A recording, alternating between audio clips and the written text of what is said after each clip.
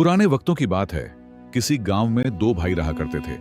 बड़ा भाई बहुत गरीब था, जबकि छोटा भाई बहुत मालदार था। वो दोनों अलग अलग घरों में रहते थे। छोटा भाई, जिसका नाम उमर था, उसके पास अल्लाह का दिया हुआ सब कुछ था।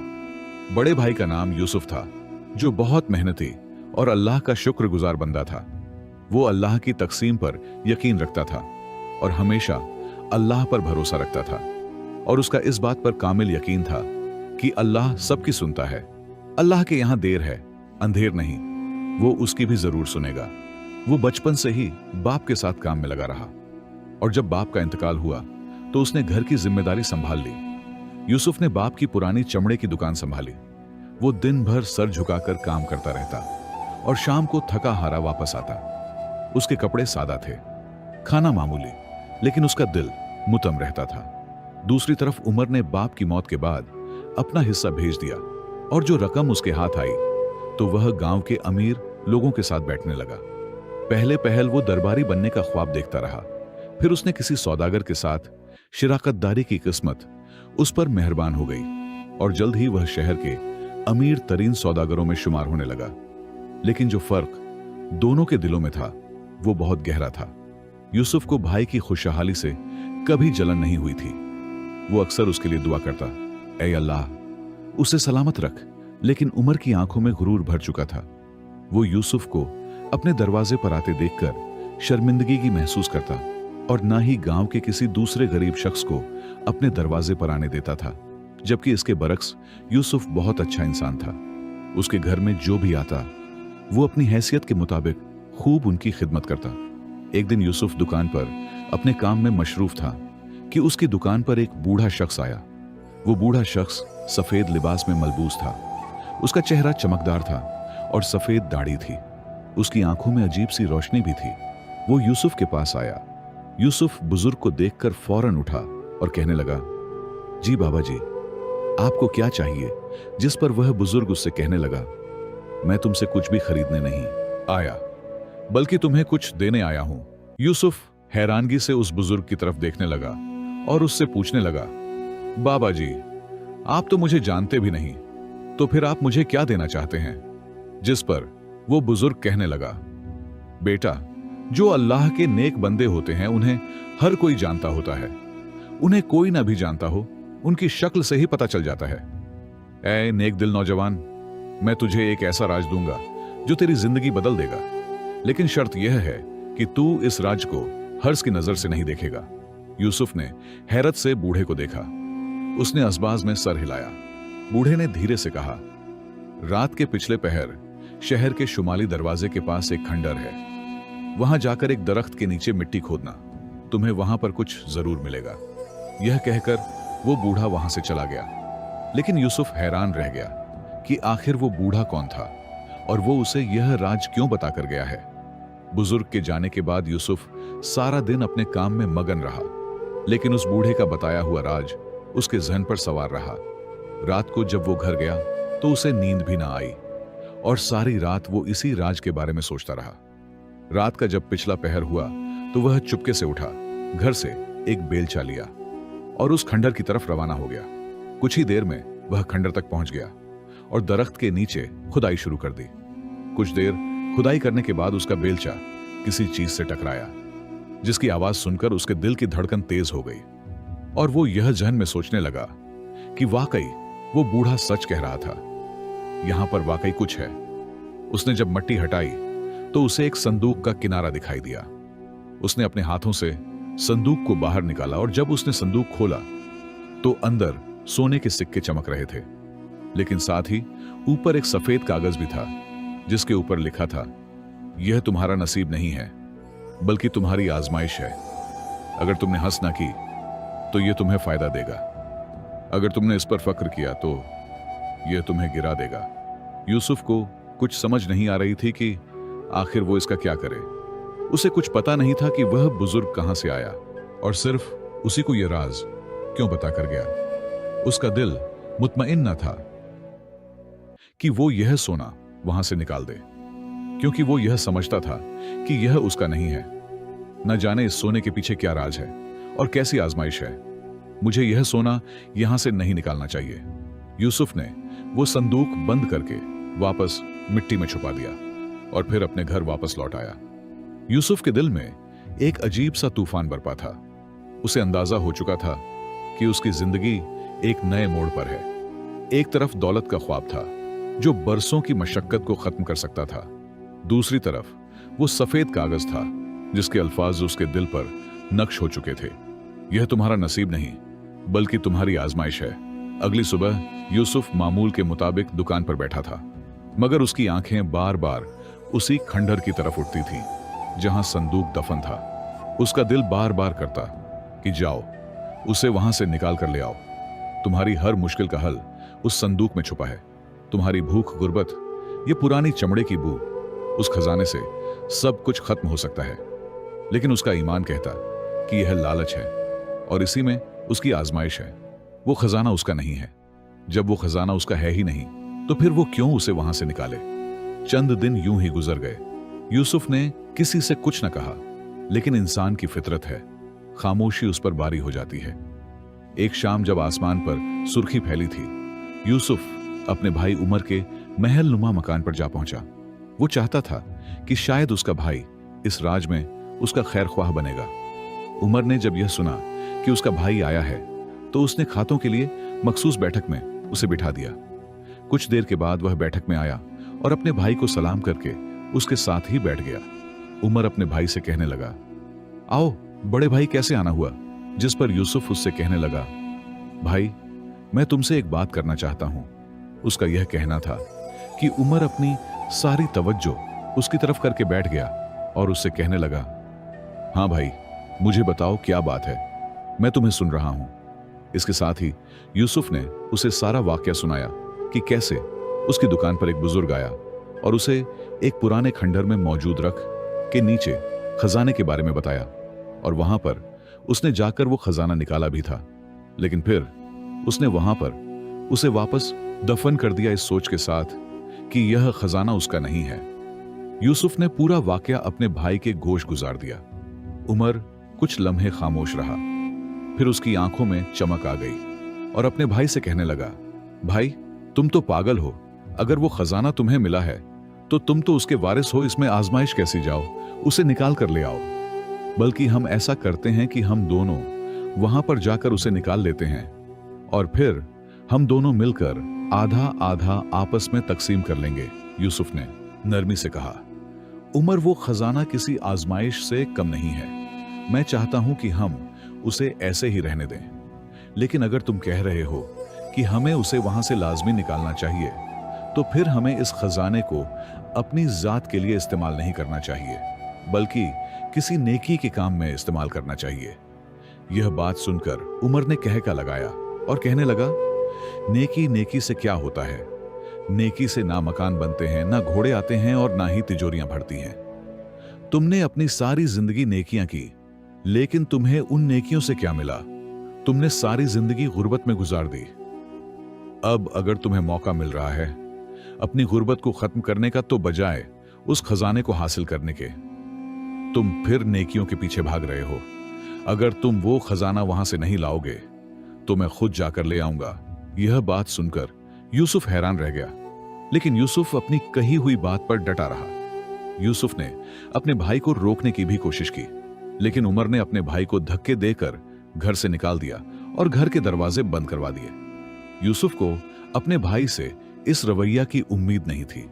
वो चुपचाप अपने घर चला गया और घर जाकर अल्लाह की इबादत में मशरूफ हो गया और उस खजाने को अपने जहन से निकाल दिया। अगली रात चांद जब पूरे जोबन पर था, उमर चुपके से अपने महलनुमा घर से निकला और हाथ में बेलचा लिए उस खंडहर की तरफ रवाना हो गया। कुछ ही देर में वो वहां पर पहुंच गया और वो दरख्त भी उसके सामने था। वो दरख्त के नीचे गया और बेलचे से मिट्टी खोदने लगा। क्योंकि यहां पर पहले भी खुदाई हुई थी, इसलिए वहां की मिट्टी नरम थी और उसे खुदाई करने में ज्यादा मेहनत भी ना लगी और उसने आराम से मिट्टी को हटाकर वह संदूक वहां से निकाल लिया। जैसे ही उसने संदूक खोला, उसके अंदर सोने के सिक्के चमक रहे थे, लेकिन वो कागज अब वहां पर मौजूद नहीं था, या शायद था भी, मगर उमर ने उसे देखा ही नहीं था। उमर ने संदूक को घर लाकर एक कमरे में छुपा दिया। अगले दिन जब उमर उठा तो उसका अंदाज मजीद बदलने लगा। उसने और ज्यादा नया लिबास खरीदा, कीमती इत्र खरीदे और महंगे हीरे जवाहरात खरीदकर अपने घर ले आया। लोग उसकी दौलत पर हैरान थे, मगर कोई नहीं जानता था कि यह दौलत किसकी थी और कहां से आई थी। यूसुफ को सब मालूम था, मगर उसने खामोशी इख्तियार की। उसके दिल में गहरा दुख था, मगर साथ ही दिल में यह भी कहता था कि हर आजमाइश का अंजाम भी होता है। कुछ दिनों बाद शहर में एक कासिद आया। उसके साथ दर्जनों सिपाही भी थे और वो खलीफा का नुमाइंदा लग रहा था। वो शहर के वस्त में खड़ा हुआ और ऊंची आवाज में ऐलान करने लगा। खलीफा ने बस्ती में किसी शख्स को खजाने की आजमाइश में मुब्तला किया है। वो खजाना जिसके हाथ भी लगा है, अगर उस शख्स ने उस खजाने के जरिए नेकी की है तो वह इज्जत पाएगा, और अगर उसने हिस की है तो वह तबाही देखेगा। यह सुनकर यूसुफ के दिल में लजा दौड़ गया और उमर के महल में जैसे सन्नाटा छा गया। पूरे शहर की गलियों में खलीफा के कासद की आवाज अभी तक गूंज रही थी। लोग हैरान थे कि यह ऐलान किसके लिए था। वो चुपके से एक दूसरे से पूछने लगे, क्या किसी को खजाना मिला है? क्या यह इशारा किसी नेक दिल इंसान के लिए है? यूसुफ दुकान पर बैठा सब कुछ खामोशी से सुनता रहा। उसके दिल में खौफ नहीं था, लेकिन एक अनजानी सी बेचैनी जरूर थी। उसे एहसास था कि जो कुछ उसने देखा है और जिसे उसने दफन किया है, वो सिर्फ सोना नहीं बल्कि तकदीर का लिखा हुआ एक इम्तिहान था। उसी रात यूसुफ ने ख्वाब में वही बूढ़ा शख्स देखा। उसका चेहरा पहले से रोशन और आंखों में नरमी और हाथों में एक असा था। वो बूढ़ा यूसुफ से कहने लगा, ए यूसुफ, तेरा सब्र तेरे हक में गवाही देगा। जो खजाना तूने रद्द किया है वो तेरा नहीं था, मगर जो नेकी तूने इख्तियार की है वो तुझे वहां ले जाएगी जहां बादशाहों का नसीब भी नहीं जाता। यूसुफ की आंख खुली तो वो पसीने से शराबूर था। सुबह होते ही वो शहर की मस्जिद में गया और सदका दिया। उसने दुकान के बाहर एक बर्तन रखा जिस पर लिखा था, जो भूखा है वो बिला झिझक खा ले, और वो गरीबों की मदद करने लगा। वो मामूल के मुताबिक जिंदगी जीता रहा जैसे कुछ हुआ ही ना हो। उधर उमर का गुरूर बढ़ता जा रहा था।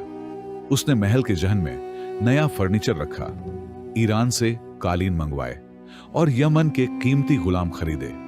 वो दिन रात दावतों में मग्न रहता, और जो कोई भी उसे यूसुफ के बारे में पूछता तो उसे यह तंजिया अंदाज में कहता, वो तो अभी भी चमड़े की बदबू में खुश है। शायद उसके नसीब में सिर्फ बदबू ही है, मगर किस्मत की निगाहें खामोशी से देख रही थी। चंद दिन बाद खलीफा का कासद दोबारा शहर में आया। इस बार उसके साथ शाही हाथी पर एक खादिम बैठा था, जिसके हाथ में चमकती मोहर वाला लिफाफा भी था। कासद ने बाजार के बीच खड़े होकर ऐलान किया, खलीफा का फरमान है, शहर के उस शख्स को दरबार में पेश किया जाए जो यतीमों को खाना खिलाता है, जो सदका देता है और जिसने आजमाइश में सब्र का दामन थामा। यूसुफ का नाम नहीं लिया गया, लेकिन बाजार में मौजूद हर शख्स जानता था यूसुफ आला ज़र्फ का मालिक था। गरीबों की मदद करने के बावजूद वो अपनी दुकान से बाहर नहीं गया और चुपचाप अपनी दुकान पर बैठा रहा। कासिद सीधा यूसुफ की दुकान पर पहुंचा और कहा, तुम्हें खलीफा ने बुलाया है, फौरन हमारे साथ चलो। यूसुफ हैरान हुआ, लेकिन वो इनकार ना कर सका। वो सादा लिबास में झुकी हुई नजर और लचते कदमों के साथ काफिले में शामिल हो गया। दूसरी तरफ उमर को जब उसकी खबर मिली तो वो गुस्से से पागल हो गया। यूसुफ दरबार में, उसके पास है क्या यह सब फरेब है? जरूर उसने मेरा राज अफशा किया होगा। उमर ने जल्दी से अपना सबसे कीमती लिबास पहना, अपने खात्मों का साथ लिया और खलीफा के महल की तरफ रवाना हो गया। लेकिन उसे यह इल्म नहीं था कि दरबार के दरवाजे सिर्फ इंसाफ के लिए खुलते हैं, गुरूर के लिए नहीं। जब यूसुफ महल में दाखिल हुआ तो खलीफा, जो कि बुजुर्ग और दानिशमंद आदमी था, उसे मुस्कुराकर देखने लगा।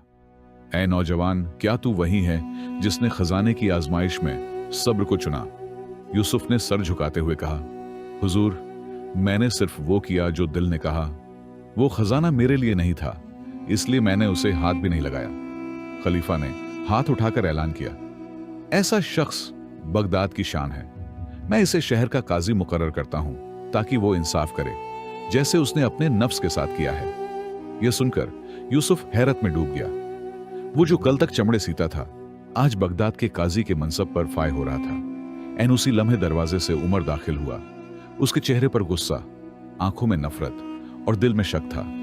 खलीफा ने उसे देखा और पूछा, क्या तुम भी कुछ कहना चाहते हो ए ताजर? उमर ने लरजती हुई आवाज में कहा, ऐ खलीफा, यह सब धोखा है। खजाना तो मैंने निकाला था, दौलत मैंने हासिल की तो मनसब भी मेरा होना चाहिए। खलीफा खामोश रहा और फिर बोला, अगर तुमने खजाना पाया तो क्या उसके साथ अमानत भी रखी? तुम्हें दौलत मिली मगर उसके साथ इम्तिहान भी आया। तुमने उसका क्या किया? क्या तुमने वो खजाना गरीबों के लिए इस्तेमाल किया? मुझे तो ऐसा नहीं लग रहा। तुम्हारे कीमती लिबास से लगता है कि वो तुमने अपने लिए इस्तेमाल किया है। मेरे जासूस बताते हैं कि तुम उस पैसे से अय्याशी करते रहे हो। फिर खलीफा ने सिपाहियों को हुक्म दिया, इसे उसी खंडर में कैद कर दो जहां से उसने दौलत ली है, ताकि यह जान ले कि खजाना आजमाइश है, इनाम नहीं। उमर को कैद खाने में भेज दिया गया। यूसुफ के दिल में दुख था, मगर उसने आंखें बंद करके सिर्फ इतना कहा, ऐ अल्लाह, मेरे भाई को हिदायत दे और मुझे सब्र अता फरमा। पूरे शहर की राहदारियों में एक ही नया चर्चा था, यूसुफ जो कभी चमड़े का काम करता था, आज इंसाफ की मसनद पर बैठा था। उसने काजी की हैसियत से सबसे पहला हुक्म यह जारी किया कि पूरे शहर में कोई भी भूखा नहीं सोएगा और कोई गरीब इंसाफ के लिए दरवाजे ना खटखटाएगा। इंसाफ खुद उसके दर पर जाएगा। शहर में यूसुफ की शोहरत फैल गई। वो न सिर्फ काजी था, बल्कि एक सच्चा इंसान भी, जिसकी जुबान में नरमी, फैसलों में धनाई और दिल में खौफ खुदा था। दूसरी तरफ उमर कैद खाने में बैठा हुआ था। दौलत उससे छिन चुकी थी, उसका गुरूर मिट्टी में मिल चुका था। कई दिन वह तन्हाई में रोता रहा, अपने फैसले पर पछताता रहा। फिर एक दिन कैद खाने के दरवाजे पर दस्तक हुई। दरवाजा खुला और सामने यूसुफ खड़ा था, वही भाई जिसे उसने हकीर जाना था और उसे अपने घर से भी निकाला था। उमर ने नजर नीची कर ली। यूसुफ ने आहिस्ता से कहा, ऐ मेरे भाई, मैं तुमसे नाराज नहीं हूं। मेरा तुम पर कोई गुस्सा नहीं है। यह सब आजमाइश थी, मेरे लिए भी और तुम्हारे लिए भी। अल्लाह ने हमें अलग अलग रास्ते दिए, मगर मंजिल एक ही है, बख्शी, सब्र और सच्चाई। उमर की आंखों से आंसू बह निकले। वो यूसुफ के कदमों में गिर पड़ा। भाई, मुझे माफ कर दो, मैंने तुम्हें कमतर समझा और दौलत को सब कुछ जाना। यूसुफ ने उसे सीने से लगा लिया। अल्लाह ने अगर मुझे माफ किया तो मैं तुम्हें क्यों ना करूं। फिर यूसुफ खलीफा के पास गया और उससे अपने भाई के लिए रहम की अपील की। खलीफा ने उसकी अपील को मुस्तरद ना किया और यूसुफ की बात मान ली, जिसके बाद उमर को रिहाई मिल गई। मगर इस बार वो पहले वाला उमर नहीं था। उसने सादगी इख्तियार की और यूसुफ के साथ खिदमत खलक के कामों में लग गया। दोनों भाइयों ने मिलकर पूरे शहर में यतीम खाना कायम किया, जहां न सिर्फ बच्चों को खाना, तालीम और रिहाइश दी जाती, बल्कि उन्हें सच्चाई, सब्र और कुर्बानी का सबक भी सिखाया जाता। दोस्तों, इस कहानी से हमें यह सबक मिलता है कि हमेशा दौलत ही सब कुछ नहीं होती। अगर दिल खाली हो तो खजाने भी बोझ बन जाते हैं। आजमाइश हर रूप में आती है, कभी गुर्बत, कभी दौलत, मगर असल कामयाबी सब्र और नेकी में है। गुरूर हमेशा गिराता है और आजिज़ी हमेशा बुलंद करती है। और जो इंसान अल्लाह पर यकीन रखता है तो अल्लाह उसकी जरूर सुनता है। दोस्तों, उम्मीद करता हूं आपको आज की यह वीडियो जरूर पसंद आई होगी। पसंद आने की सूरत में इस वीडियो को लाइक करके अपने दोस्तों के साथ लाजमी शेयर कीजिएगा और हमारे इस चैनल को भी सब्सक्राइब कीजिएगा। मिलते हैं एक और नई वीडियो के साथ। तब तक के लिए अल्लाह हाफिज।